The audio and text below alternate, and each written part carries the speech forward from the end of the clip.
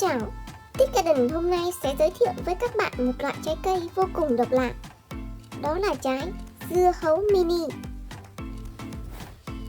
Theo nhà vườn, dưa hấu tí hon, vỏ đỏ sinh trưởng trong điều kiện thường và khá phù hợp với thời tiết ẩm. Đây là loại cây leo thành giàn, thân mảnh, cho trái quanh năm. Do cây ưa nắng nên được khuyến cáo trồng vào cuối vụ xuân. Loại dưa này có thể sống được với thời tiết nóng ẩm, mưa nhiều.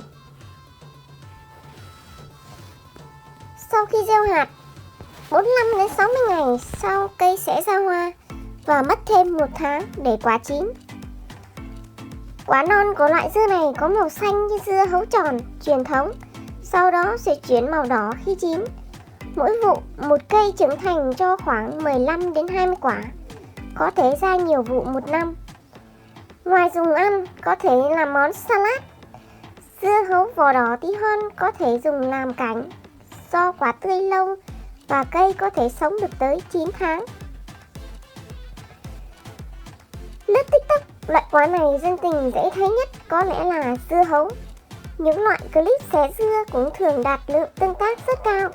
Như mới đây, một cô gái lại đăng video khoe quả dưa hấu trồng được trong vườn nhà mình lên mạng, nhanh chóng thu hút sự chú ý lớn từ dân mạng. Theo đó, cô gái lựa chọn hình thức trồng dưa trong một cái thùng xốp.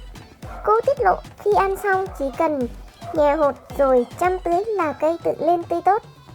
Tới ngày thu hoạch, cây đậu rất nhiều quả, lại còn bé tí, cỡ lòng bàn tay. Tới lúc xẻ thử trái dưa, cả cô gái và dân mạng được dịp vỡ òa khi thấy thành phẩm bên trong. Dưa hấu dù bé xíu nhưng ruột lại rất đỏ chứ không hề bị non. Hạt cũng rất ít, kiểu này chỉ cần cho vào cắn ngập mồm là ăn xong cả quả. Dưa hấu mini được coi là loại quả lành mạnh khi nó không chứa chất béo và hàm lượng calo rất thấp. Các bạn nên trải nghiệm trồng thử giống dưa lạ này tại vườn nhà mình nhé. Cảm ơn các bạn đã theo dõi hết video. Hãy đăng ký kênh để xem